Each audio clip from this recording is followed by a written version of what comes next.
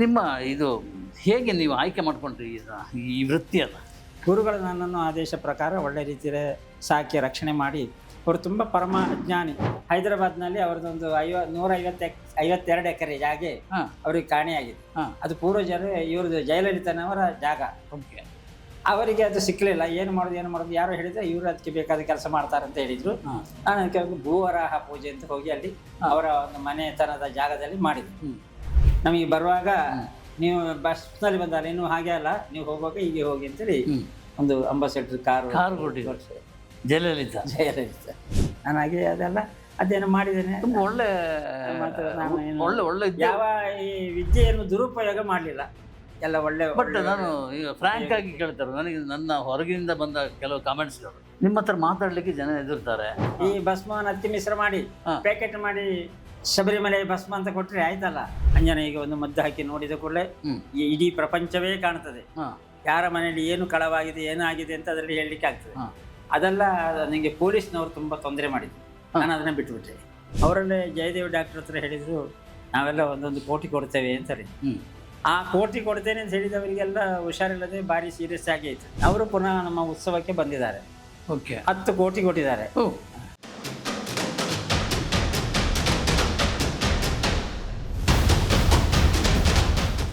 ನಮಸ್ಕಾರ. Ganesh Kasaragod, beyond limit. ಎಂತೆಂಥ ಅಪರೂಪದ ವ್ಯಕ್ತಿಗಳು, ವಜ್ರಗಳು, ಬಂಗಾರದಂಥ ಮನುಷ್ಯರು ನಮಗೆಲ್ಲ ಸಿಗ್ತಾರೆ ಅಂದರೆ ಬಿಯಾಂಡ್ ಲಿಮಿಟ್ ಇದ್ದವರೇ ಎಲ್ಲರೂ.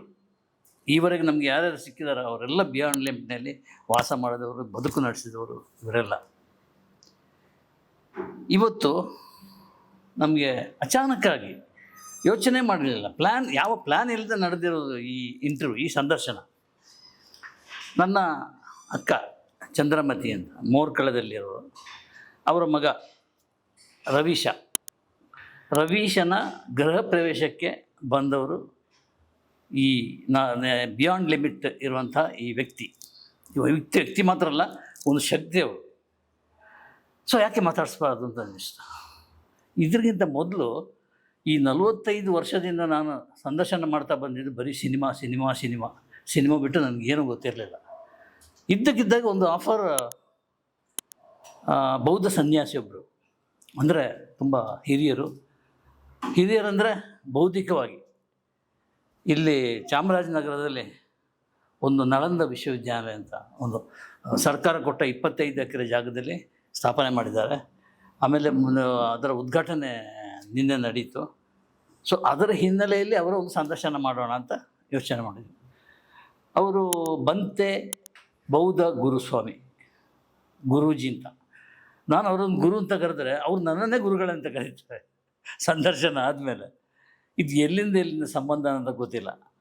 ನಂದು ಸಿನಿಮಾದವನು, ಅವರು ಆಧ್ಯಾತ್ಮಿಕ, ಆಮೇಲೆ ಎಲ್ಲವೂ ಸೇರಿ ಬೆಳೆದಂಥ ವ್ಯಕ್ತಿಗಳು. ಅವ್ರ ಹತ್ರ ಪ್ರಶ್ನೆ ಕೇಳುವಷ್ಟು ದೊಡ್ಡವನು ನಾನಲ್ಲ. ಯಾಕಂದರೆ ನಂದು ಸೀಮಿತವಾದಂಥ ಒಂದು ಚೌಕಟ್ಟು ಹಾಕಿದ ಬದುಕು, ಅದು ಸಿನಿಮಾ. ಈಗ ಇವತ್ತು ಅದು ತುಂಬ ಚೆನ್ನಾಗಿ ಹೋಯ್ತು ಸಂದರ್ಶನ. ತುಂಬ ಜನ ಲೈಕ್ ಮಾಡಿದರು, ಖುಷಿಯಾಗಿ ಕಾಮೆಂಟ್ ಮಾಡ್ತಾ ಇದ್ದಾರೆ. ಸೊ ಅಂಥ ಒಂದು ಆಸೆ ನನಗೆ. ಈಗ ಇಲ್ಲಿ ಕೂತ್ಕೊಂಡಿರೋರು ಬ್ರಹ್ಮಶ್ರೀ ಪುರೋಹಿತ ರತ್ನ ಕೇಶವಾಚಾರ್ಯರು. ಅವರು ಕಾಸರಗೋಡು ವ್ಯಾಪ್ತಿಯಲ್ಲಿ ತಮ್ಮ ವೃತ್ತಿ ಬದುಕನ್ನು ಆರಂಭಿಸಿದವರು. ಈಗಲೂ ಕಾಸರಗೋಡು ವ್ಯಾಪ್ತಿಯಲ್ಲೇ ಇದ್ದಾರೆ. ಇನ್ನೂ ವ್ಯಾಪ್ತಿ ಅಂದರೆ ಈ ನಾನು ಹೇಳಿದ್ನಲ್ಲ ಬಿಯಾಂಡ್ ಲಿಮಿಟ್ಸ್, ಅವರ ಬದುಕೇ ಬಿಯಾಂಡ್ ಲಿಮಿಟ್ಸ್. ಕೇರಳ ಆಗಿರಲಿ, ಆಂಧ್ರ ಪ್ರದೇಶ ಆಗಿರಲಿ, ಕರ್ನಾಟಕ ಆಗಲಿ, ಗುರೂಜಿಗಳಾಗಲಿ, ಸ್ವಾಮೀಜಿಗಳಾಗಲಿ, ರಾಜಕಾರಣಿಗಳಾಗಲಿ, ಯಾರೇ ಆಗಿರಲಿ ಅವರ ಸಂಪರ್ಕ ಇರುವಂಥ ಬಹುದೊಡ್ಡ ವ್ಯಕ್ತಿತ್ವದ ಕೇಶವಾಚಾರ್ಯ. ನಾನು ಗುರುಗಳೇ ಅಂತ ಕರಿತೀನಿ. ನಿಮಗೆ ಸ್ವಾಗತ. ನಮಸ್ತೆ ಗಣೇಶರ, ನಿಮಗೆ ಸ್ವಾಗತ. ಸೊ ಕ್ಯಾಶುವಲ್ ಆಗಿ ಮಾತಾಡ್ಬಿಡೋಣ. ಹೌದು. ನಾವು ಬೆಳಗ್ಗೆ ಅಥವಾ ಮಧ್ಯಾಹ್ನ ಏನೋ ಮಾತಾಡಿದ್ವಿ, ಹೀಗೆ ನಮ್ಮ ಮುಂದೆ ಕ್ಯಾಮರಾ ಇಲ್ಲ, ನಾವು ಹೀಗೆ ಮಾತಾಡ್ತಾ ಹೋಗ್ತೀವಿ. ನಿಮ್ಮ ಇದು ಹೇಗೆ ನೀವು ಆಯ್ಕೆ ಮಾಡ್ಕೊಂಡ್ರಿ ಈ ವೃತ್ತಿಯನ್ನು? ನಮ್ಮ ಪೂರ್ವಜರು ಬಹಳ ನಿಷ್ಠಾವಂತರು, ನಿಯಮವಂತರು, ಶಿಲ್ಪ ಸುಜ್ಞಾನರು. ಅವರ ಆದೇಶ ಪ್ರಕಾರ ಒಳ್ಳೆ ರೀತಿಯ ಶಿಲ್ಪಕಲೆಯ ಕೆಲಸಗಳನ್ನು ಮಾಡ್ತಾ ಕಡೆ ನನ್ನ ತಂದೆಯವರು ಕೊನೆಗೊಂಡರು. ಅಂಥ ಸಂದರ್ಭದಲ್ಲಿ ಅವರ ಆ ಕಲೆಗೆ ಬೆಲೆ ಕೊಡುವವರೇ ಇರಲಿಲ್ಲ. ಓಕೆ. ಒಂದು ಕಡೆಯಲ್ಲಿ ಅವರು ಸ್ನಾನ ಮಾಡ್ತಾ ಇದ್ದಾಗ ನಾನು ಬರ್ತೇನೆ ಅಂತ ಹೇಳಿದ್ರಂತೆ ಒಬ್ಬರು. ಅವ್ರು ಹೋಗಿ ಮನೆಗೆ ಮುಟ್ಟಿ ಈ ಪೂಜೆ ಎಲ್ಲ ಮುಗಿಸಿ ಸ್ನಾನ ಮಾಡಿ ಮುಗಿಸುವಾಗ ಅವರನ್ನು ಕಾಣಲಿಲ್ಲ. ಮತ್ತೆ ಅಮ್ಮನ ಹತ್ರ ಹೇಳಿದ್ದೆ, ನನಗೆ ಯಾರೋ ಹೇಳಿದ್ರು ಈಗ ಬರ್ತೇನೆ ಅಂತ, ನನಗೆ ಬರ್ಲಿಕ್ಕೆ ಅವರನ್ನು ಕರ್ಕೊಂಡು ಬರ್ಲಿಕ್ಕೆ ಆಗಲಿಲ್ಲ. ನಾನು ಸಣ್ಣ ಒಂದು 22 ವರ್ಷದ ಹುಡುಗ, ಒಂದು ಹೆಂಗಸನ್ನ ಕರ್ಕೊಂಡು ಬಂದ್ರೆ ಏನು ಅಂತೇಳಿ ಅದು ಅಮ್ಮನಿಗೆ ಸಮಾಧಾನ ಆಗಲಿಲ್ಲ ಅಂತ ನಾನು ಹೇಳಲಿಲ್ಲ ಅಂತ. ಕಡೆಗೆ ಅದೊಂದು ಅವರಿಗೆ ಅದೇ ದಿವಸವಾಗಿ ಒಂದು ಶರೀರಕ್ಕೆ ಒಂದು ಆವೇಶ ಆಯಿತು. ಆವೇಶ ಆಗಿ 2 ದಿವಸದಲ್ಲಿ ಅವರು ಸಮಾಧಿ ಆದರು, ತೀರಿಕೊಂಡ್ರು. ಅವರ ನಂತರ ನನಗೆ ಒಂದು 6 ತಿಂಗಳಾಗಿತ್ತು. ನಾನು ತಂದೆಯವ್ರನ್ನ ನೋಡಲಿಲ್ಲ. ನನ್ನ ಅಮ್ಮ ನನ್ನನ್ನು ಸಾಕಿ ರಕ್ಷಣೆ ಮಾಡಿ ಕಷ್ಟಪಟ್ಟು ಯಾವ ರೀತಿಯಲ್ಲಿ ಮಾಡೋದು ಅಂತೇಳಿ ಇದ್ದಾಗ ನನ್ನ ಮಾವನವರು ನನ್ನನ್ನು ಸಾಕಿ ರಕ್ಷಣೆ ಮಾಡಿದರು. ಹಾಗೆ ನನಗೆ ನೀರ್ಚಾಲು ಮಹಾಜನ ಸಂಸ್ಕೃತ ಕಾಲೇಜಿನಲ್ಲಿ ಒಂದು ಅಧ್ಯಾಪಕ ಇದರ ಕ್ಲಾಸಿನಲ್ಲಿ ಸೇರಿಸಿಕೊಂಡ್ರು. ಅದಕ್ಕೆ ತುಂಬ ಇದೆಲ್ಲ ಬೇಕಿತ್ತು. ನಮ್ಮ ಗುರುಗಳನ್ನು ಅಮ್ಮನ ಹತ್ರ ಕೊಟ್ಟರು. ಅಮ್ಮ ನನ್ನ ಗುರುಗಳ ಹತ್ರ ಕೊಟ್ಟರು. ಗುರುಗಳು ನನ್ನನ್ನು ಆದೇಶ ಪ್ರಕಾರ ಒಳ್ಳೆ ರೀತಿಯಲ್ಲಿ ಸಾಕಿ ರಕ್ಷಣೆ ಮಾಡಿ, ಅವರು ತುಂಬ ಪರಮ ಅಜ್ಞಾನಿ, ಒಂದು ಕಾಲಜ್ಞಾನಿ. ಅವರಿಗೂ ಕೂಡ ದೇವರ ಒಂದು ಅನುಮತಿ ಸಿಕ್ಕಿ ಅವರು ದರ್ಶನ, ಬಟ್ಲ ಸೇವೆ ಇತ್ಯಾದಿ ಪೂಜೆ ಪುರಸ್ಕಾರಗಳು, ಮಂತ್ರವಾದ ಬೇರೆ ಎಲ್ಲ ತುಂಬ ಕಲಿವಿಕೆ ಕೊಟ್ಟಿದ್ದಾರೆ. ಅದಕ್ಕೆ ಅನುಸರಿಸಿಕೊಂಡು ನನ್ನನ್ನು ಮಾಡಿದರು. ನನ್ನ ಕ್ಲಾಸನ್ನು ಮುಗಿದ ನಂತರ ನನಗೆ ತಿರುವನಂತಪುರಕ್ಕೆ ಒಂದು ಅಲ್ಲಿ ನಿಮಗೆ ಕ್ಲಾಸು ಇರೋದು, ಅಲ್ಲಿ ಮಾಡಿ ಅಂತೇಳಿ. ಅದಕ್ಕೆ ನಮಗೆ ಏನು ಇಲ್ಲ ಆಯಿತು. ಅಲ್ಲಲ್ಲ, ಏನು ಇಲ್ಲ ಅಂದರೆ ಆರ್ಥಿಕವಾಗಿ ಇಲ್ಲ ಆಯಿತು. ಪೈಸೆದು ಬಡತನ. ಹಾಗೆ ಎಲ್ಲ ಕಾಸುಗಳನ್ನಲ್ಲಿ ಕೇಳಿದಾಗ ಎಲ್ಲರೂ ಒಂದು 5 ರೂಪಾಯಿ 10 ರೂಪಾಯಿ ಹಾಗೆ ಕೊಟ್ಟರು. ನಾನೊಂದು ಸಣ್ಣೊಂದು ಜಾಗ ಇತ್ತು, ಅದನ್ನು ಮಾರಿದ ಕೂಡಲೇ ಅದಕ್ಕೆ ಒಂದು 2,000 ರೂಪಾಯಿ ಸಿಕ್ಕಿತ್ತು. ಅಲ್ಲಿ 3,000 ರೂಪಾಯಿ ಕಟ್ಟಲಿಕ್ಕಿತ್ತು. ಆ ಲೆಕ್ಕದಲ್ಲಿ ಕಡೆಗೆ ಅಲ್ಲಿ ಹೋಗಿ 1 ವರ್ಷದ 2 ವರ್ಷದ 3 ವರ್ಷದ ಕೋರ್ಸು 3,000 ಕಟ್ಟಬೇಕು ಅಂತ ಹೇಳಿ ನನಗೆ ಎಲ್ಲರ ಸೇರಿ ಲಚ್ಚಣ್ಣ ಅವರೆಲ್ಲ ಸೇರಿ ಕೊಟ್ರು. ತಂದೆಯವರೆಲ್ಲ ಇದ್ರು, ಅವರ ಮುಖಾಂತರ ಆಯ್ತು. ಎಲ್ಲರಿಗೂ ಆಗ ಸಣ್ಣ ಪ್ರಾಯದಲ್ಲಿ ನಾನು ಅಧ್ಯಯನ ಮಾಡಿದ್ದು, ಎಲ್ಲರಿಗೂ ಬಹಳ ಪ್ರೀತಿ. ಹಾಗೆ ಅವರು ಎಲ್ಲರೂ ಹೋಗುವಾಗ 1 ರೂಪಾಯಿ, ಹಾಗೇನು 1 ರೂಪಾಯಿ ಈಗ ತುಂಬಾ ಆಗ್ತದೆ. ಹಾಗೆ ಅದನ್ನು ಕಲಿತು ಅಲ್ಲಿ ಹೋಗಿ ಸೇರಿಕೊಂಡಾಗ ಅಲ್ಲಿ ನನಗೆ 3 ವರ್ಷದ ಕೋರ್ಸ್ ಒಂದೇ ವರ್ಷದಲ್ಲಿ ಆಯ್ತು. ಅಂದ್ರೆ 3 ವರ್ಷ ಕೋರ್ಸ್ ಇತ್ತು. ನನಗೆ ಅದರ ಸರ್ವಿಸ್ನಲ್ಲಿ ಭಾರಿ ಇದಾಯ್ತು. ನನ್ನನ್ನು ಒಳ್ಳೆ ರೀತಿಯಲ್ಲಿ ಪ್ರಮೋಷನ್. ಹೌದು. ಹಾಗೆ 3 ವರ್ಷ ಆಗಬೇಕಾದ ಕಾರ್ಯಕ್ರಮ ಒಂದೇ ವರ್ಷದಲ್ಲಿ ನನಗೆ ಇವರು ಸಂಗೀತದ ಸದಾಶಿವ ಮಾಸ್ಟರ್ ಇದ್ದಾರಲ್ಲ, ಅವರ ಗುರುಗಳೊಬ್ಬರಿದ್ರು. ಅವರ ಮನೆಯಲ್ಲಿದ್ದೆ. ಅವರು ನನಗೆ ತುಂಬಾ ಬೇಕಾದ ಏರ್ಪಾಡು ಮಾಡಿದ್ರು. ಕಡೆಗೆ ಅಲ್ಲಿ ಒಂದು ಹೊರಗೆ ಹರೇ ರಾಮ ಹರೇ ಕೃಷ್ಣ ಅಂತ ಒಂದು ಗ್ರೂಪ್ ಸೇರಿಸಿಕೊಂಡು ಇಲ್ಲಿ ಹೊರಗಿನ ಜಾತಿಯವರಿಗೆಲ್ಲ ನಾನು ಅಧ್ಯಯನ ಹೇಳಿಕೊಡುವ, ಮಂತ್ರ ಹೇಳಿಕೊಡುವಂಥದ್ದೆಲ್ಲ ಆಯ್ತು. ಅದು ನಮ್ಮ ಕುದ್ರೋಳಿ ದೇವಸ್ಥಾನದ ಅವರೆಲ್ಲ, ಅವರು ತುಳುಬಿಲ್ಲವರು, ಅವರಿಗೆ ನಾನು ಅಧ್ಯಯನ ಮಾಡಿಕೊಟ್ಟೆ. ಎಲ್ಲ ಕ್ರಮ ಪ್ರಕಾರವಾದ ಕ್ಲಾಸು, ಪೂಜೆ ಇತ್ಯಾದಿಗಳೆಲ್ಲ ಹೇಳಿಕೊಟ್ಟೆ. ಆನಂತರ ಅವರು ಅಲ್ಲಿ ಸಾಯಂಕಾಲ ಒಂದು 5 ಗಂಟೆಯ ಮೇಲೆ 4 ಗಂಟೆ ಮೇಲೆ ಸಮುದ್ರ ಬದಿಯ ಒಂದು ಕ್ಲಾಸ್ ಒಬ್ಬರು ತಮಿಳಿನವರು ಶುರು ಮಾಡಿದ್ರು. ಅಲ್ಲಿಗೆ ಹೋಗಿ ಆಗುವಾಗ ಅಲ್ಲಿ ಹೇಳಿದ್ರು, ಅವರು ಒಂದು ಹೊಂಡ ಮಾಡಿ ಕ್ಯಾಂಡಲ್ ಇಟ್ಟರು, ಅದನ್ನು ಪುಸ್ತಕದಲ್ಲಿ ನೋಡ್ತಾ ಇದ್ರು. ಈಚಿಂದ ಪಶ್ಚಿಮದಿಂದ ಒಳ್ಳೆ ಚೆನ್ನಾಗಿ ಸೂರ್ಯನ ಪ್ರಕಾಶ ಬರ್ತಾ ಉಂಟು. ನಾನು ಪಕ್ಕ ಎದ್ದು ಕೇಳಿದ್ದೆ, ಅದು ಯಾಕೆ ಸ್ವಾಮಿ ನೀವು ಹಾಗೆ ಮಾಡಿದ್ದು? ಒಳ್ಳೆ ಪ್ರಕಾಶ ಉಂಟು, ಮತ್ತೆ ಆ ಬೆಳಕಿನ ನೋಡ್ಬೇಕಾದ ಏನು ಅಂತಾರೆ. ಅದು ನಿನಗೆ ಇನ್ನು ಇಲ್ಲಿ ಸೀಟ್ ಇಲ್ಲ, ನೀನು ತಿರುವಣ್ಣಾಮಲೈ ರಮಣ ಮಹರ್ಷಿ ಆಶ್ರಮ ಉಂಟು, ಅಲ್ಲಿ ಹೋಗು, ಅಲ್ಲಿ ಬೇಕಾದ ಎಲ್ಲ ಕೊಡ್ತಾರೆ ಅಂತ. ಅಲ್ಲಿ ಹೋದಾಗ ಏನೂ ಇರ್ಲಾಯ್ತು. ಹಾಗೆ ಅಲ್ಲಿಂದ ಮತ್ತೆ ನಾನು ಸೀದಾ ಮಡ್ರಾಸಿಗೆ ಕಪಾಲೇಶ್ವರ ದೇವಸ್ಥಾನಕ್ಕೆ ಹೋಗಿ, ಈಗ ಚೆನ್ನೈ. ಹೌದು, ಚೆನ್ನೈ. ಅಲ್ಲಿ ಹೋಗಿ ಅಲ್ಲಿ ಸ್ವಲ್ಪ ಅಧ್ಯಯನ ಮಾಡಿದ ನಂತರ ಅಲ್ಲಿ ತುಂಬಾ ಇದಾಯ್ತು. ಅಲ್ಲಿ ನನಗೆ ತುಂಬಾ ಜನ ಸಂಪರ್ಕ ಸಿಕ್ಕಿತು ನನಗೆ. ಮತ್ತೆ ಅಲ್ಲಿಂದ ನಾನು ಇಲ್ಲಿ ಮಧೂರಿನಲ್ಲೇ ಇದ್ದಾಗ ಒಬ್ಬರು ಹೇಳಿದ್ರು, ನೀವು ಕೊಲ್ಲೂರಿಗೆ ಹೋಗಿ ಅಲ್ಲಿ ಸ್ವಲ್ಪ ದಿವಸ ನೋಡಿ. ಹಾಗೆ ಕೊಲ್ಲೂರಿಗೆ ಹೋದೆ. ಕೊಲ್ಲೂರಿನಿಂದ ಹೋದಾಗ ಅಲ್ಲಿಂದ ಕೊಡಚಾದ್ರಿಗೆ ಹೋಗ್ಬೇಕು ಅಂತ ಆಯ್ತು.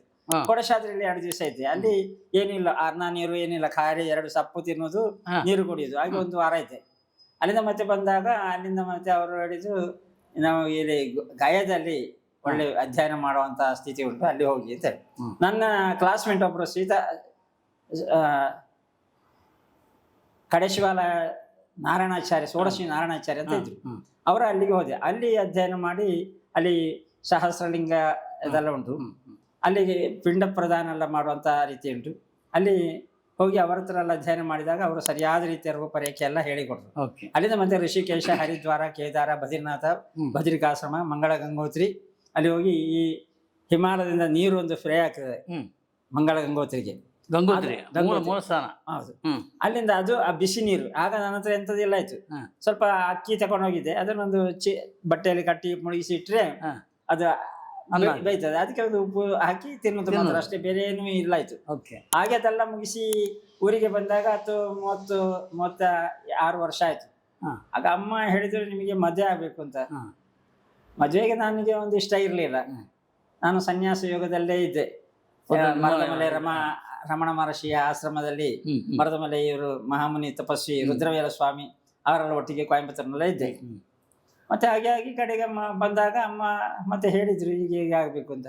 ನನಗೆ ಎಲ್ಲಿ ಸಿಕ್ಕಲಿಲ್ಲ. ನನ್ನ ಮಾವ, ನನ್ನನ್ನು ಸಾಕಿ ರಕ್ಷಣೆ ಮಾಡಿದ ಮಾವ ನನ್ನನ್ನೆಲ್ಲ, ಅವರಿಗೆ ಮದುವೆ ಆಗಲಿಲ್ಲ. ಅವರಿಗೆ ಮದುವೆ ನಾನೇ ಮಾಡಿದ್ದು. ಅದರಲ್ಲೊಂದು ಹುಡುಗಿತ್ತು, ನನಗೆ ಗೊತ್ತಾಗಲಿಲ್ಲ. ಅದನ್ನು ನಾನು ಮದುವೆ ಮಾಡಿ ಮಾವನೆಲ್ಲ ಹೇಳಿ ಕೊಟ್ಟರು. ಅದರಲ್ಲಿ 2-3 ಮಕ್ಕಳಾಯಿತು. ಅವರು ಸಹ ನಾನು ಈ ವಿದ್ಯಾರಂಭವನ್ನು ಅದನ್ನು ಪೂರೈಸಿಕೊಂಡು ಬಂದೆ. ನಾನೀಗ ಮಕ್ಕಳಿಗೆ ಟ್ಯೂಷನ್ ಕ್ಲಾಸು, ವೇದಾಧ್ಯಯನದ ಕ್ಲಾಸ್ ಕೊಡ್ತಾ ಇದ್ದೇನೆ. ನಾನು ಯಂತ್ರ ಸಂಚಯ, ತಂತ್ರ ಸಂಚಯ, ಮಂತ್ರ ಸಂಚಯ, ಅದ್ವೈತ, ಆಗಮ, ತತ್ವಶಾಸ್ತ್ರ, ಜ್ಯೋತಿಷಾಸ್ತ್ರ, ಇಷ್ಟು ಶಾಸ್ತ್ರ ಮಾಡಿದ್ದೇನೆ. ಬೇರೆ ಬೇರೆ ಗುರುಗಳ ಹತ್ರ ಹೋಗಿ ಎಲ್ಲ ಒಂದು 5 ತಿಂಗಳು 6 ತಿಂಗಳು 1 ವರ್ಷ ಹೀಗೆಲ್ಲ ಇದ್ದೆ. ಅದರಲ್ಲಿ ಯಂತ್ರ ಸಂಚಯ, ತಂತ್ರ ಸಂಚಯ ಎಲ್ಲ ಒಳ್ಳೆ ರೀತಿಯಲ್ಲಿ ಅಧ್ಯಯನ ಆಗಿ ಅದರ ತಂತ್ರಪೀಠವು ಕೂಡ ನನಗೆ ಕೊಟ್ಟಿದೆ. ಕೊನ್ನಂಕೊಳಂ ಶಂಕರ ನಂಬೂದಿರಿಪಾಡು ಅಂತ. ಅಲ್ಲಿ ಯಂತ್ರ ಸಂಚಯ, ಏನು ಯಂತ್ರ ಬೇಕು, ಏನು ಆಗಬೇಕು ಅದೆಲ್ಲ ಮಾಡುವಂಥ ರೀತಿಯಲ್ಲಿ ಎಲ್ಲ ಇರ್ತದೆ. ಅದರಲ್ಲಿ ಮತ್ತೆ ಕೆಲವು ಮದ್ದುಗಳು ಉಂಟು, ಗಿಡಮೂಲಿಕೆಗಳು, ಅದರಲ್ಲಿ ಬೇಕಾದ ಪವರ್ನ ಇದು ಇರ್ತದೆ. ಅಂಥದ್ದೆಲ್ಲ ಈಗ ಅಧ್ಯಯನ ಮಾಡಿದ್ದೇನೆ. ಹಾಗೆ ಬಂದು ಅದೆಲ್ಲ ಆದ ನಂತರ ನನಗೆ 2-3 ದೇವಸ್ಥಾನ ಅಲ್ಲಿ ಕಲಿತು ಬಂದ ಕೂಡ ನನಗೆ ಫಸ್ಟಿಗೆ ಮಂಜೇಶ್ವರದ ನಮ್ಮ ಇದರ ಆದಿಕ್ಷೇತ್ರದ ಬಡಾಜ ತಂತ್ರಿಯವರ ಹತ್ರ ಹೋಗಿ ಅಲ್ಲಿ ತಂತ್ರ ಸಂಚಯ ತಗೊಂಡು ಬಂದ ನಂತರ ಅಲ್ಲಿ ಒಂದು ಬಾಗಿಲು ತೆಗಿಲಿಕ್ಕೆ ಆಯಿತು. ಅದು ಎಷ್ಟೋ ವರ್ಷ 100 ವರ್ಷ ಕಾಲಕ್ಕಿಂತ ಮೊದಲು ಬಾಗಿಲೇ ತೆಗಿಲಿಲ್ಲ. ಅಂಥ ಸಂದರ್ಭವನ್ನು ಅದನ್ನು ಅನುಸರಿಸಿಕೊಂಡು ಅಲ್ಲಿ ಮಾಡಿದೆ. ಮತ್ತು ಮಂಜೇಶ್ವರ ಕಾಳಿಕಾ ಪರಮೇಶ್ವರಿ ದೇವಸ್ಥಾನದಲ್ಲಿ ಸೇರಿಕೊಂಡೆ. ಮೃತ್ಯುಂಜಯಾಚಾರ್ಯರು ನನಗೆ ತುಂಬ ಅಧ್ಯಯನ ಮಾಡಿದರು. ಆಗ ಸಣ್ಣದೇ ನಾನೆಲ್ಲ ಅಧ್ಯಯನ ಮಾಡಿದ್ದೇನೆ. ಹಾಗೆ ಎಲ್ಲ ಭಾರಿ ಒಳ್ಳೆ ರೀತಿಯಲ್ಲೇ ನಡೆಸಿಕೊಂಡಿದ್ದಾರೆ. ಈಗಲೂ ಸಮಾಜ ನನ್ನನ್ನು ತುಂಬ ಒಳ್ಳೆ ರೀತಿಯಲ್ಲಿ, ಗಣ್ಯ ರೀತಿಯಲ್ಲಿ ನೋಡಿಕೊಂಡೆ. ನಾನು ಒಂದು ಆಸೆ ಪಡಲಿಲ್ಲ ಅದಕ್ಕೆ, ಅದು ಹಣ ಮಾಡಬೇಕು, ಅದು ಮಾಡಬೇಕು, ಇದು ಮಾಡಬೇಕಂತ. ಹಾಗೆ ಕೆಲವರ ರೀತಿಯಲ್ಲಿ ಕೆಲವರು ನನ್ನನ್ನು ಅನುಸರಿಸಿಕೊಂಡಿದ್ರು. ಹಾಗೆ ಒಂದು ಸಣ್ಣ ಒಂದು ವಿಷಯದಲ್ಲಿ ಮಡ್ರಾಸ್ನಲ್ಲಿ ಇದ್ದಾಗ MGR ಅವರ ಒಂದು ಸಣ್ಣ ಒಂದು ಅಭಿಪ್ರಾಯ ಬಂದಿತ್ತು. ಅದಕ್ಕೆ ನೋಡು ಅಂತ ಹೇಳಿದ್ರೆ ಅವರು ನಮ್ಮಲ್ಲಿ ಕಾಸರಗೋಡಿಗೆ ಬಂದಾಗ ಅದಕ್ಕೆ ಬೇಕಾದ ಮಾಡಿಕೊಟ್ಟ. ಅವರು ಹೋದ ಕೂಡಲೇ ಅವರಿಗೆ ಏನೋ ಸಣ್ಣ ಕಾಸರಗೋಡಿಗೆ ಯಾರು ಬಂದರು? ಅವರೆಲ್ಲ ಬಂದಿದ್ದಾರೆ. ಯಾರು? MG ಅವರು. ಓಕೆ. ಬಂದು ನಮ್ಮ ಮನೆಗೆ ಬಂದು, ಆಗ ನಮ್ಮ ಸಣ್ಣ ಮನೆ, ಅಲ್ಲಿ ಬಂದು ಅದಕ್ಕೆ ಬೇಕಾದೆಲ್ಲ ಕೆಲಸ ಮಾಡಿ ಹೋದ ನಂತರ ಅವರಿಗೆ ಅಲ್ಲಿ ಅದು ಇವರಿಗೆ ಸಮಸ್ಯೆ ಏನಾಗಿತ್ತು ಅವರಿಗೆ?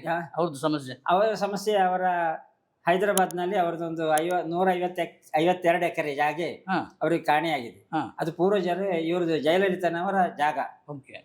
ಅವರಿಗೆ ಅದು ಸಿಕ್ಕಲಿಲ್ಲ. ಏನು ಮಾಡೋದು ಯಾರು ಹೇಳಿದ್ರೆ ಇವರು ಅದಕ್ಕೆ ಬೇಕಾದ ಕೆಲಸ ಮಾಡ್ತಾರೆ ಅಂತ ಹೇಳಿದ್ರು. ನಾನು ಅದಕ್ಕೆ ಒಂದು ಭೂವರಾಹ ಪೂಜೆ ಅಂತ ಹೋಗಿ ಅಲ್ಲಿ ಅವರ ಒಂದು ಮನೆತನದ ಜಾಗದಲ್ಲಿ ಮಾಡಿದೆ, ಚಪ್ಪರ ಹಾಕಿ. ಅದು ಮಾಡಿದ ಕೂಡಲೇ ಅವರಿಗೆ ಇದಾಯ್ತು. ಅದರಲ್ಲಿ ಒಂದು ನಂಬಿಕೆ ಬಂತು. ಅದು ಅವರಿಗೆ ಓಕೆ ಆಯ್ತು. ಸಮಸ್ಯೆ ಅವರು ಇದು ಮಾಡಿ ಕೊಟ್ಟ ಕೂಡಲೇ ಅವರ ಗಾಡಿ ಹೋಗುವಾಗ ಯಾರಿಗೊಂದು ತಾಗಿ ಆಕ್ಸಿಡೆಂಟ್ ಆಯ್ತು. ಅವರನ್ನು ಅಡ್ಮಿಟ್ ಮಾಡಿದ್ರು. ಅವರು ಸರಿಯಾಗದೆ ನಿಮ್ಮ ಗಾಡಿ ಕೊಡುವುದಿಲ್ಲ ಅಂತ ಸ್ಟೇಷನ್ ಇಟ್ರು. ಇವರು ದೊಡ್ಡ ಜನ ಅಲ್ವ, ಅವರು ಅದಕ್ಕೆ ನೀವು MGR ಬಗ್ಗೆನೇ ಹೇಳ್ತಾ ಇದ್ರಿ ಈಗ? ಹೌದೌದು. ನನಗೆ ಆಶ್ಚರ್ಯ, ಬಹಳ ಇದಾಯ್ತು. ಕಡೆಗೆ ಅವರು ಮಾಡಿದ್ರು. ಮತ್ತೆ 1 ವಾರ ಅವರು ಹುಷಾರಾಗಿ ಬಂದ ನಂತರ ಅವರಿಗೆ ಇದು ಬಂತು, ನಿಮ್ಮ ತಕೊಳ್ಳಿ, ಗಾಡಿ ತಕೊಳ್ಳಿ ಅಂತ. ಅದಕ್ಕೊಂದು ಬೋರ್ಡ್ ಇತ್ತು, ಇವರ ಜಾಗದ ವಿಷಯ.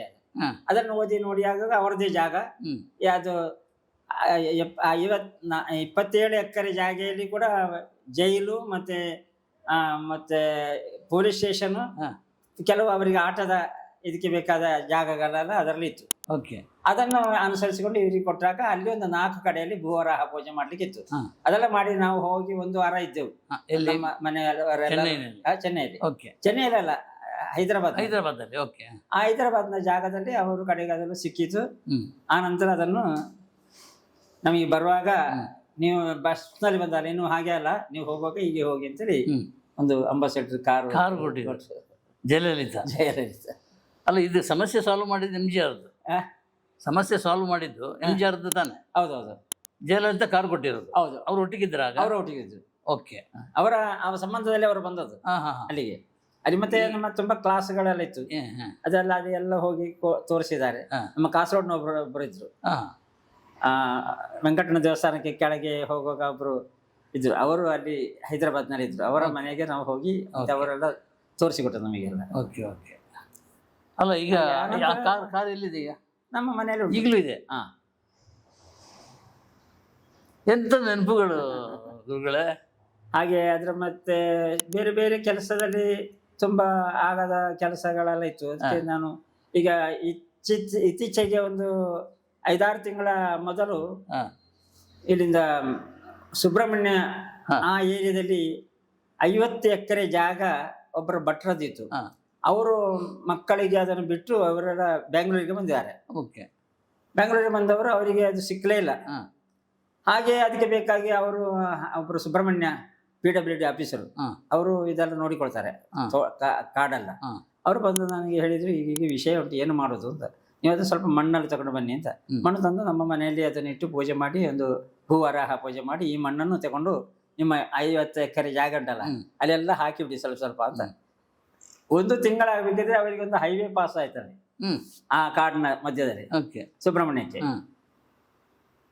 ಆ ಪಾಸ್ ಆದ ಕೂಡಲೇ ಇವರಿಗೆ ಆ ಜಾಗಕ್ಕೆ ಎಲ್ಲ ವ್ಯಾಲ್ಯೂಯೇಷನ್ ಆಯ್ತು. ಅವರೆಲ್ಲ ಬಿಟ್ಟು ಹೋದ್ದು, ಅಣ್ಣನಿಗೆ ಕೊಟ್ಟರು. ಅಣ್ಣ ತಲೆ ಬಿಸಿ ಮಾಡಿ ಎಂತ ಮಾಡುದು ಅಂತ ಆಯ್ತು. ಕಡೆಗೆ ಆ ಹೈವೇ ಪಾಸ್ ಆಯ್ತು. ಪಾಸ್ ಆಗಿ ಸ್ವಲ್ಪ ಸಮಯದ ಮತ್ತೆ ಇವರಿಗೆ ನನಗೆ ಒಂದು 30 ಸೆಂಟ್ಸ್ ಜಾಗ ಕೊಡಬೇಕು, ನಮಗೆ ಪೆಟ್ರೋಲ್ ಪಂಪ್ ಮಾಡ್ಲಿಕ್ಕೆ ಅಂತ. ತಿಂಗಳಿಗೆ ನಿಮಗೆ 30,000 ರೂಪಾಯಿ ನಮಗೆ ಇದು ಕೊಡ್ತೇವೆ ಅಂತ. ಆ ಪೆಟ್ರೋಲ್ ಪಂಪ್ ಆಯ್ತು, ಈ ಜಾಗಕ್ಕೆ ವ್ಯಾಲ್ಯೂಯೇಷನ್ ಆಯ್ತು. ಅಲ್ಲ, ಈಗ ದೊಡ್ಡ ಮಟ್ಟಕ್ಕೆ ಏರ್ಬಿಟ್ಟಿದೆ. ಇದೆಲ್ಲ ನಿಮ್ಮ ಕಾರಣದಿಂದ. ನಾನಾಗಿ ಅದೆಲ್ಲ ಅದೇನು ಮಾಡಿದ್ದೇನೆ. ತುಂಬ ಒಳ್ಳೆ ಒಳ್ಳೆ ಒಳ್ಳೆ ಯಾವ ಈ ವಿದ್ಯೆಯನ್ನು ದುರುಪಯೋಗ ಮಾಡಲಿಲ್ಲ, ಎಲ್ಲ ಒಳ್ಳೆ. ಬಟ್ ನಾನು ಈಗ ಫ್ರ್ಯಾಂಕ್ ಆಗಿ ಕೇಳ್ತಾರೆ, ನನಗೆ ನನ್ನ ಹೊರಗಿನಿಂದ ಬಂದ ಕೆಲವು ಕಾಮೆಂಟ್ಸ್ಗಳು, ನಿಮ್ಮ ಹತ್ರ ಮಾತಾಡಲಿಕ್ಕೆ ಜನ ಎದುರ್ತಾರೆ. ಆಮೇಲೆ ವಶೀಕರಣ ಅಂತ ಅದೇನೋದಿದೆಯಾ? ಯಾರಿಗೆ ವಶೀಕರಣ ವಿದ್ಯೆ? ನಿಮ್ಗೆ ವಶೀಕರಣ ಅಲ್ಲ, ಅದನ್ನು ಪ್ರಯೋಗವನ್ನು ಮಾಡಿದ್ದನ್ನು ತೆಗೆದು ಕ್ಲೀನ್ ಮಾಡಿ ಕೊಡ್ತೇನೆ. ವಶೀಕರಣ ನಾನು ಅವರನ್ನು ಇಂದ್ರಜಾಲ ಮಾಡಿ ಅದನ್ನು ಮಾಡುವುದಿಲ್ಲ. ಬಟ್ ಯಾರು ಏನು ಮಾಡಿದ್ರು ಕೂಡ ಎಂಥ ಒಳ್ಳೆ ಜನವನ್ನು ಸರಿ ಮಾಡಿಸಿಕೊಂಡು ತಂದು ಸರಿ ಮಾಡ್ತೇನೆ. ಬಟ್ ಆ ನೆಗೆಟಿವ್ ಇದು ಯಾಕೆ ಬಂತು ಜನರ ಮೇಲೆ? ಏನು ನೆಗೆಟಿವ್ ಒಪಿನಿಯನ್? ಕೇಶವ ಭಟ್ರು ಅಂದ್ರೆ ಈ ಥರಪ್ಪ, ಹತ್ರ ಬರ್ಲಿಕ್ಕೂ ಭಯ ಬೀಳುದು, ಆಶೀರ್ವಾದ ಅಲ್ಲಲ್ಲ. ನನ್ನ ಸುತ್ತಮುತ್ತ ಇರುವಂತ ವಾತಾವರಣದಲ್ಲಿ ಏನು ಗೊತ್ತಿಲ್ಲ, ನಾನು ಅಂತ ಒಂದು ಅದು ಬಹುಶಃ ನೀವು ಏರಿದ ಹತ್ರ ಇದೆಯಲ್ಲ, ಅದನ್ನ ನೋಡಿ ಅಸೂಯೆ ಇರ್ಬಹುದು ಅಂತ ಜನ ತುಂಬಾ. Anti publicity. ನಾನು ಶಬರಿಮಲೆಯಲ್ಲಿದ್ದೆ. ಶಬರಿಮಲೆ ಪೂಜೆಗೆ ಇದ್ದಾಗ ನನ್ನ ಕಮಿಟಿಯವರು ಒಂದು 27 ಮಂದಿ ಇದ್ರು. ಅವರು ನಾನು ದೇವಸ್ಥಾನದಲ್ಲಿ ಇದ್ದು ಮಾರ್ಚ್ 26ನೇ ತಾರೀಕಿಗೆ ಆ ಹೋಮಕುಂಡದ ಭಸ್ಮವನ್ನು ತೆಗಿತಾರೆ. ವರ್ಷಕ್ಕೊಮ್ಮೆ ತೆಗೀದು. ಆ ವರ್ಷಕ್ಕೊಮ್ಮೆ ತೆಗೆಯುವಾಗ ಆ ಭಸ್ಮ ಬೇರೆಯವರು ಎರ್ನಾಕುಳದಿಂದ ಒಂದು ಫೋನ್ ಬಂತು. ಈ 27 ಮೆಂಬರ್ನವರಿಗೆ ಒಬ್ಬರು ಫೋನ್ ಮಾಡಿದ್ರು, ಆ ಭಸ್ಮ ನಮಗೆ ಕೊಡಬೇಕು ಈ ಸರ್ತಿ, ನಾವು 2 ಕೋಟಿ ನಿಮಗೆ ಭಸ್ಮಕ್ಕೆ ಕೊಡ್ತೇವೆ, ಅದು ನಮಗೆ ಬೇಕು ಅಂತ. ಹಾಗೆ ಒಂದು ಹೀಗೆ ಸುದ್ದಿ ಆಯ್ತು, ನನಗೆ ಬಂತು. ನಾನು ಹೇಳಿದೆ ಕೊಡ್ಲಿಕ್ಕೆ ಆಗೋದಿಲ್ಲ ಯಾರಿಗೂ, ಅದು ಕಮಿಟಿಯವರೇ ಅದಕ್ಕೆ ಉಪಯೋಗ ಮಾಡ್ಬೇಕಾದ್ರೆ ಅದನ್ನು ಹೊರಗೆ ಕೊಡ್ಲಿಕ್ಕೆ ಆಗುದಿಲ್ಲ ಅಂತೇಳಿ. ಮರು ದಿವಸ 10 ಗಂಟೆಗೆ ನಾವು ಆದಿತ್ಯವಾರ ದಿವಸ ಸಾಯಂಕಾಲಕ್ಕೆ ಮೀಟಿಂಗ್ ಮಾಡಿ ಸೋಮವಾರ ದಿವಸ ಬೆಳಿಗ್ಗೆ ತೆಗಿಲಿಕ್ಕೆ ಅಂತ. ಆಗ ಎಲ್ಲರೂ ಮೌನ. ಸೋಮವಾರ ನಾನು ಕೂಡ ಮೌನವೇ. ಸೋಮವಾರ ಮೌನ ವ್ರತ. ಮಧ್ಯಾಹ್ನದವರೆಗೆ ಪೂಜೆ ಆಗುವವರೆಗೆ ಮಾತಾಡೋದಿಲ್ಲ, ಏನು ಆಹಾರ ತಗೊಳ್ಳೋದಿಲ್ಲ ಅಂತ ಇಲ್ಲ. ಹಾಗೆ ಅದಕ್ಕೆ ಸೋಮವಾರ ಆದಿತ್ಯವಾರ ಸಾಯಂಕಾಲಕ್ಕೆ ಇದಾಯ್ತು. ಆದ ಕೂಡಲೇ ಮತ್ತೊಬ್ಬರ ಹತ್ರ ಫೋನ್ ಮಾಡಿದ್ರು ಅವರು. ಅವರಿಗಂತ ಫೋನ್ ಮಾಡಿದ್ದು, ಆಗ ರಿಂಗ್ ತಿರುಗಿಸುವ ರಿಂಗ್ ಆಗ್ತದೆ ಅಂತ ತೆಗೆದು ನೋಡುವಾಗ ಅವರು ಹೇಳಿದ್ರು, ನೀನು ಹೇಗಾದ್ರೆ ಅದು ನನಗೆ ಅದು 2 ಕೋಟಿ ಅಲ್ಲದ್ರೆ ಅದಕ್ಕಿಂತ ಜಾಸ್ತಿ ಆದ್ರೂ ನಾನು ಕೊಡ್ತೇನೆ ಹಣ, ನೀವು ನಮಗೆ ಕೊಡಬೇಕು ಆ ಭಸ್ಮವನ್ನು ಅಂತ. ಆಗ ಏನು ಕಾರಣ ಅಂತ ಹೇಳಿದ್ರೆ, ನಾನು ಇಲ್ಲಿ ಒಂದು 12 ಸ್ಮಶಾನದ ಭಸ್ಮವನ್ನು 12 ಹೆಣ ಸುಟ್ಟು ಕರೆಂಟ್ನಲ್ಲಿ ಹೊಡೆದ ಅದು ಹಾಗೆ ಭಸ್ಮ ಇರ್ತದೆ, ಅದು ಉಂಟು, ತೆಗೆದಿಟ್ಟಿದ್ದೇನೆ. ಇದನ್ನು ಮಿಶ್ರ ಮಾಡಿ ಕೊಟ್ರೆ ಹಿಂದೂ ಸಮಾಜದ ಸರ್ವನಾಶ ಆಗ್ತದೆ ಅಂತೇಳಿ ಅವರು ಒಂದು ಸೂಚನೆ ಕೊಟ್ಟರು. ನಾನು ಅದನ್ನು ಇನ್ನು ನಾವು ಮಾತಾಡಿದ್ರೆ ಅವರಿಗೆ ನನ್ನ ಸ್ವರ ಗೊತ್ತಾಗ್ತದೆ, ನಾನು ಅದನ್ನು ಮಾತಾಡಲೇ ಇಲ್ಲ. ಹಾಂ ಆ ಪ್ರಕಾರ ನಾನು ಮತ್ತೆ ಅದು ಆಗುವುದೇ ಇಲ್ಲ ಅಂತೇಳಿ ತೀರ್ಮಾನ ಮಾಡಿ ಕೊಟ್ಟೆ. ನಿಮ್ಮ ಹತ್ರ ಇದನ್ನು ಮಾಡಿ ಅಂತ ಹೇಳಲಿಕ್ಕೆ ಅವ್ರು ಕರೆಸಿದ್ರು. ಅವ್ರು ಕಳಿಸಿದ್ದು ಈ ಭಸ್ಮವನ್ನು ಅದಕ್ಕೆ ಮಿಶ್ರ ಮಾಡಿ ಪ್ಯಾಕೆಟ್ ಮಾಡಿ ಶಬರಿಮಲೆ ಭಸ್ಮ ಅಂತ ಕೊಟ್ಟರೆ ಆಯ್ತಲ್ಲ, ಅದನ್ನು ದುರುಪಯೋಗ ಆಯ್ತಲ್ಲ. ಆಯಿತು. ಹಾಂ ಅದಕ್ಕೆ ಒಂದು ಮಹಾ ಗಾಯತ್ರಿ ಮಂತ್ರ ಉಂಟು. ಆ ಗಾಯತ್ರಿ ಮಂತ್ರಕ್ಕೆ ಇರುವಂತ ಶಕ್ತಿ ಏನು ಅಂತ ಅವರಿಗೆ ಗೊತ್ತಿರಲಿಲ್ಲ. ನಿಮ್ಮ ಹತ್ರ ಶಕ್ತಿ ಇತ್ತು, ಅದ ಹಾಗೆ ಅವ್ರಿಗೆ ಗೊತ್ತು. ಅವ್ರಿಗೆ ಗೊತ್ತಿಲ್ಲ, ಅವ್ರಿಗೆ ಗೊತ್ತಿಲ್ಲ. ಅವರು ಇದು ತಗೊಂಡ್ರೆ ಅಲ್ಲ, ಈ ಗಾಯತ್ರಿ ಮಂತ್ರಕ್ಕೆ ಅಷ್ಟು ಮಹಾಶಕ್ತಿ ಉಂಟು. ಓಕೆ. ಹಾಂ ಹ್ಞೂ ಗಾಯತ್ರಿ ಮಂತ್ರ ಅಂದ್ರೆ ಅಲ್ಲ, ಈ ಸ್ಮಶಾನದ ಭಸ್ಮ ತಗೊಂಡು ಅದನ್ನು ಮಿಕ್ಸ್ ಮಾಡೋದು ನಿಮ್ಮ ಹತ್ರ ಹೇಳ್ಬೇಕಿದ್ರೆ ನಿಮ್ಗೆ ಅದರ ಮೂಲ ಗೊತ್ತಿದೆ ಅಂತ ಅವ್ರಿಗೆ ಗೊತ್ತಿದೆ. ಅವರ ದೋಸ್ತಿ ಒಬ್ರು ಇದ್ರು ಅಲ್ಲಿ ಇದರಲ್ಲಿ. ಹಾಂ ಅವರು ಹೇಗಾದ್ರೂ ನನಗೆ ಅದನ್ನು ಮಾಡಿ ಕೊಡ್ಬೇಕು ಅಂತ ಹೇಳಿದ್ರು. ಓಕೆ. ಯಾವ್ದನ್ನ ಈ 1 ಕೋಟಿಯ 2 ಕೋಟಿಯ ಎಷ್ಟು ಕೋಟಿ ಆದ್ರೂ ಕೂಡ ನಾವು ಕೊಡ್ತೇವೆ. ಅದು ಭಸ್ಮ ಮಾಡಿದ್ರೆ ಅಷ್ಟು ಇಡೀ ಲೋಕಕ್ಕೆ ಪ್ಯಾಕೆಟ್ ಆಗಿ ಹೋಗ್ತದಲ್ಲ. ಅದು ಬೇಕಾದಷ್ಟು ಸಂಪಾದನೆ, ಅದಕ್ಕಿಂತ 3 ಕೋಟಿ 4 ಕೋಟಿ ಅವರಿಗೆ ಭಸ್ಮದಲ್ಲಿ ಪ್ರಯೋಗ ಆಗ್ತದೆ. ಇದು ಒಂದು ಭಸ್ಮ ಮಿಶ್ರ ಮಾಡಿದ್ರೆ ಸಾಕಾಗ್ತದೆ. ಅಷ್ಟು ಭಸ್ಮ ನನ್ನ ಹತ್ರ ಉಂಟು ಇಲ್ಲಿ. ಅದನ್ನು ಇದು ಮಾಡಿದ್ದಾರೆ. ಅದು ಒಪ್ಪಿಲ್ಲ, ನಾನು ಒಪ್ಪಲಿಲ್ಲ.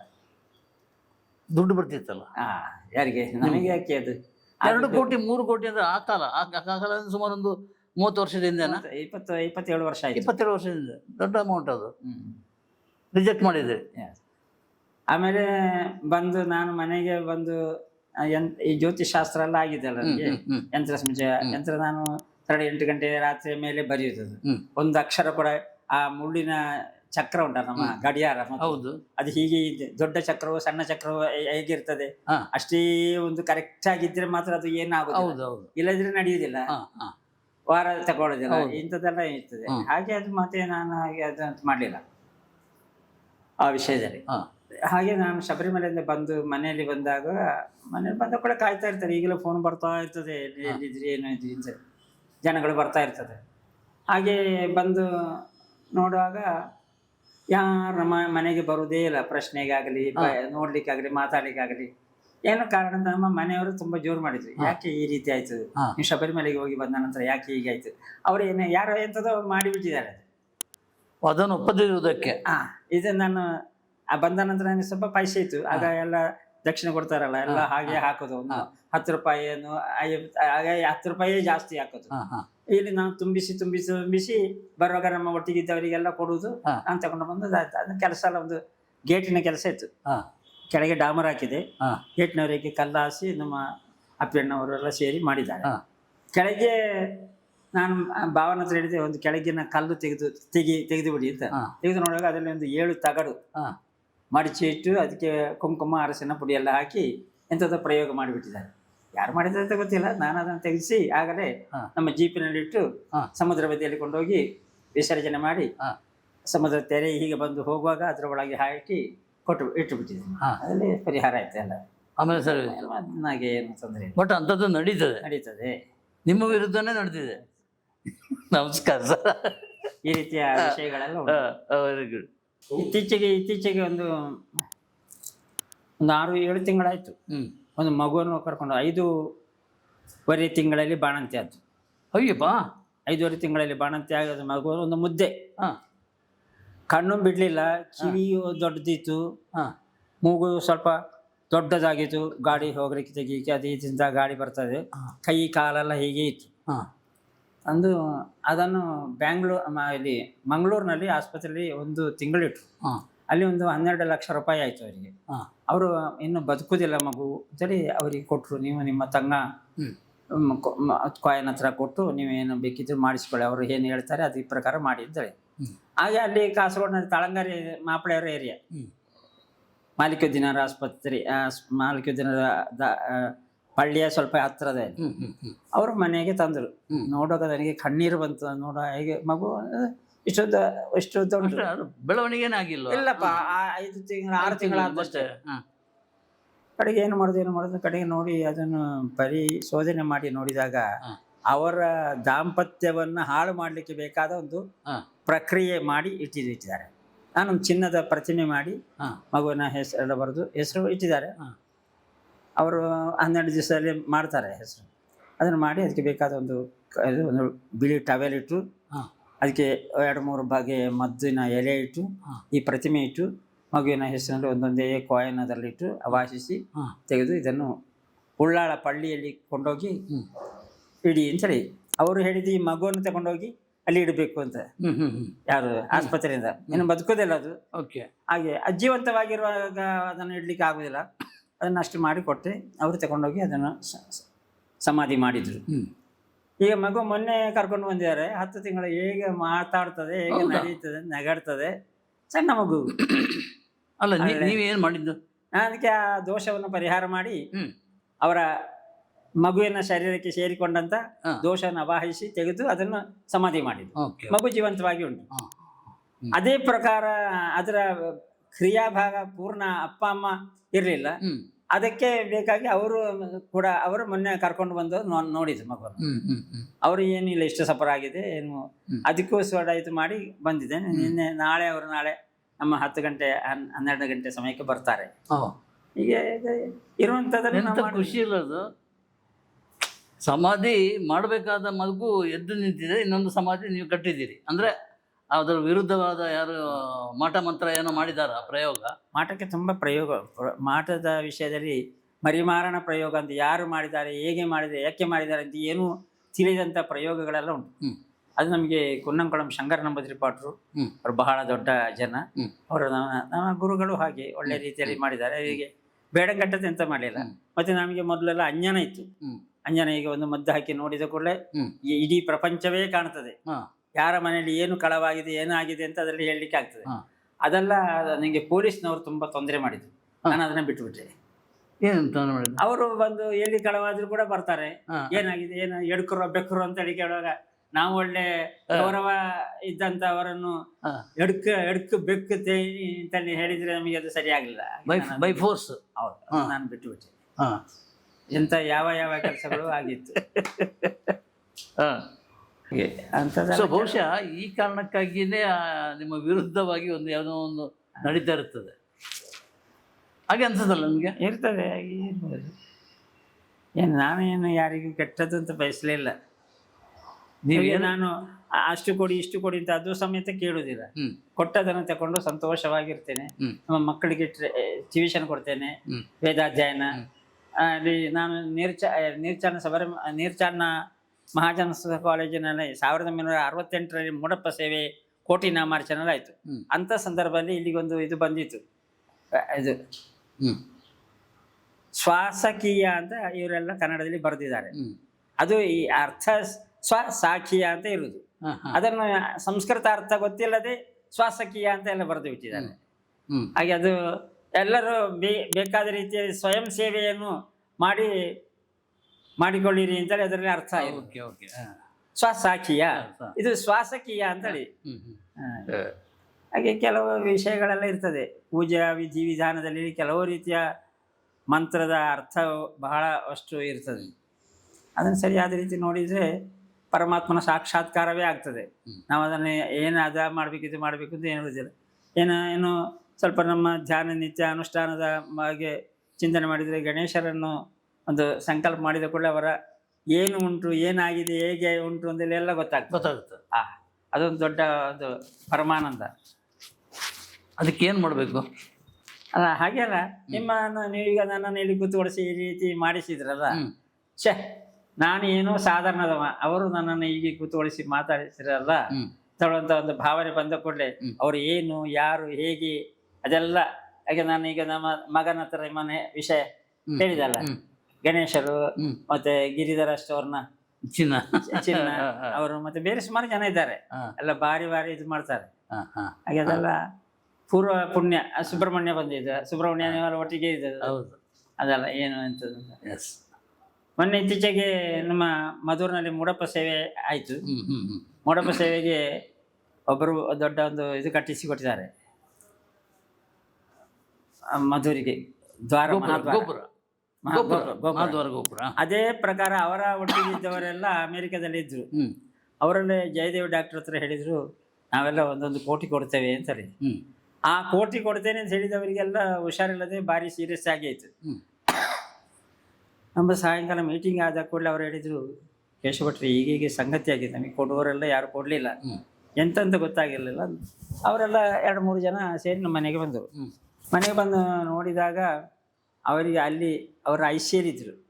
ಅದಕ್ಕೆ ಬೇಕಾಗಿ ಏನೋ ಮಾಡಬೇಕು ಅಂತೇಳಿ ಒಂದು ಇಲ್ಲಿ ನಮ್ಮ ಮನೆಯಲ್ಲಿ ಒಂದು ಪೂಜೆ ಮಾಡಿದೆ, ಧನ್ವಂತರಿ ಮಹಾಪೂಜೆ. ತುಪ್ಪ ನಾವು ಹೋಮಕ್ಕೆ ಹಾಕೋದು, ಅವರಲ್ಲಿ ತುಪ್ಪ ದೀಪಕ್ಕೆ ಹಾಕೋದು. ಈ ರೀತಿಯ ಕಾರ್ಯಕ್ರಮ 3 ಗಂಟೆಯಿಂದ ಸಾಯಂಕಾಲ 3 ಗಂಟೆ ಶುರು ಮಾಡಿದೆ. ರಾತ್ರಿ 3 ಗಂಟೆ ಆಗುವಾಗ ಅವರಿಗೆ ಸ್ವಯಂ ಆಯಿತು, ಅವರು ಹುಷಾರಾಗಿದ್ರು. ಅವರು ಎದ್ದು ಇದು ಮಾಡಿದ್ದಾರೆ. ಅವರು ಪುನಃ ನಮ್ಮ ಉತ್ಸವಕ್ಕೆ ಬಂದಿದ್ದಾರೆ. ಓಕೆ. 10 ಕೋಟಿ ಕೊಟ್ಟಿದ್ದಾರೆ, 1 ಕೋಟಿ. ಅದೀಗ ಸುತ್ತು ಗೋಪುರದಲ್ಲಿ ಎಲ್ಲ ಮಾಡಿದ್ದಾರೆ ಗೋಪುರಕ್ಕೆ. ನಾನು ಅದೇ ನನಗೆ ಅವರು ಜಯದೇವ್ ಡಾಕ್ಟರ್ ಸ್ವಲ್ಪ ಪೈಸೆ ಕೊಟ್ಟರು ಖರ್ಚು ಇದು ಪೂಜೆ ವಿಷಯದಲ್ಲಿ. ನಾನು ಅಷ್ಟೇ ತಗೊಂಡಿದ್ದೇನೆ, ಜಾಸ್ತಿ ಅಂತ ತಗೊಳ್ಳಿಲ್ಲ. ನಿಮ್ಮ ಸಂಭಾವನೆ ಹೆಚ್ಚಂದ್ರೆ ಎಷ್ಟು? ಯಾರು ನಾನು ಏನು ಸಂಭಾವನೆ ತಗೊಳ್ಳೇ ಇಲ್ಲ. ಕೊಟ್ಟ ನಮಗೆ ಅಲ್ಲ, ಇದಕ್ಕೆ ಅಂತ ಸಾಮಾನ್ಯವಾಗಿ ಒಂದು ದೊಡ್ಡ ಪ್ರಾಬ್ಲಮ್ ಸಾಲ್ವ್ ಮಾಡೋದು, ಒಬ್ಬ ಕೋಟ್ಯಾಧಿಪತಿಯ ಪ್ರಾಬ್ಲಮ್ ಸಾಲ್ವ್ ಮಾಡಿ ನಾವು ಅದನ್ನು ತಗೊಳ್ಳೇ ಇಲ್ಲ. ಆ ರೀತಿಯಾಗಿ ನಾವು ಅವ್ರು ಏನು ಕೊಟ್ಟರು, ಅವರು ಏನು ಕೊಟ್ಟರು, ಮ್ಯಾಕ್ಸಿಮಮ್ ಎಷ್ಟು ಕೊಟ್ಟರು ನಾನು ತಗೊಂಡು ಎಷ್ಟು ಲಕ್ಷ ಕೊಟ್ಟಿರ್ತಾರೆ. ನಾವು ಈಗೆಲ್ಲ ಬರ್ತೇವೆ, ನಮ್ಮ ಗಾಡಿ ಬರ್ತೇವೆ, 4-5 ಜನ ಇದ್ರು, ಅವರನ್ನೆಲ್ಲ ನಾವು ಕೂತ್ಕೊಳಿಸಿ ಬರ್ತೇವೆ, ಡೀಸೆಲ್ ಹಾಕ್ತೇವೆ. ಇನ್ನು ಇವತ್ತು ಬರುವಾಗ ನಮ್ಮ ಮಗನನ್ನು ಕರ್ಕೊಂಡು ಬರೋದು, ಅವ ಡ್ರೈವರ್ ಆಗಿದ್ದು. ಈಗ ಬೇರೆ ಯಾರನ್ನು ಕರ್ಕೊಂಡು ಅವ್ರಿಗೆ ಯಾರು ಕೊಡಬೇಕು, ಡ್ರೈವರಿಗೂ ಕೊಡಬೇಕು. ಅಷ್ಟೇ ಅಲ್ಲದೆ ನಾನು ಅವರು ಏನು ಕೊಡ್ತಾರೆ ಪೂಜೆಗೆ, ನಾನು ಅಷ್ಟಕ್ಕೆ ಅವರ ಮುಂದಿನ ಬಾಳು ಬೆಳಗ್ಗೆ ಬರಬೇಕು ಅಂತ ನಮ್ಮ ಹತ್ರ ಇರುವುದು. Okay okay. ನಿಮ್ಮ ಶಿಷ್ಯಂದ್ರು ಈಗ ನಿಮ್ಮ ಜೊತೆ ಎಷ್ಟು ಜನ? ಈಗ ನನ್ನ ಮಗ ಅವ ಆರ್ಟಿಸ್ಟ್ ಆಗಿದ್ದ, ಹೆಸರು ಮಹಾಜನ ಮಹಾಲಾಸ ಕಾಲೇಜಿನಲ್ಲಿ. ಓಕೆ. ಅಲ್ಲಿಂದ ಅವರ ಪ್ರಿನ್ಸಿಪಾಲ್ಗಳು ಸೇರಿದ್ರು 24 ಜನ ಸೇರಿ, ಹರಿ ನೀನೊಂದು ಇದನ್ನು ಬರೆದು ಕೊಡು ಮಾರಾಯ. ಅವ ಬರೆದು ಹಾಕಿದ. ಆ 24ರ ಅಲ್ಲಿ ಪಾಸ್ ಆದ ಇವನದು. ಅವನನ್ನು ಚೆನ್ನೈಗೆ ಕೊಂಡೋಗಿ ಹಾಕಿದ್ರು. ಚೆನ್ನೈಯಿಂದ ಅವನನ್ನು ಮಸ್ಕತ್ತಿಗೆ ಕೊಂಡೋದ್ರು. ಮಸ್ಕತ್ತಿನಲ್ಲಿ ನಿಲ್ಲಿಗೆ ಅವನಿಗೆ ಪರ್ಮಿಷನ್ ಕೊಟ್ಟರು. ಅಲ್ಲಿ ನಾನು ನಿಲ್ಲುವುದಿಲ್ಲ ಅಂತೇಳಿ ನಾನು ಬಂದ ನಂತರ ನನ್ನ ಈ ತಂತ್ರ ಸಂಚಯ, ಮಂತ್ರ ಸಂಚಯ, ಆಗಮಶಾಸ್ತ್ರ ಇದೆಲ್ಲ ಕೊಟ್ಟೆ. ಈಗ ಬೇಲೂರು ಹಳೆಬೀಡಿನಲ್ಲಿ ವಿಶ್ವನಾಥ್ ಶರ್ಮಾ ಅಂತ ಇದ್ದಾರೆ, ಅವರೊಟ್ಟಿಗೆ ಅಧ್ಯಯನಕ್ಕೆ ಅಲ್ಲಿ ಇದ್ದಾರೆ.